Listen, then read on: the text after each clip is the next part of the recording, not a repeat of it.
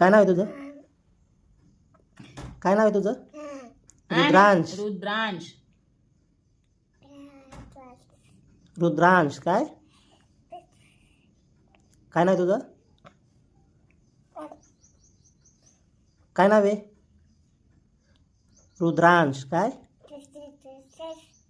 Rudransh. Babita.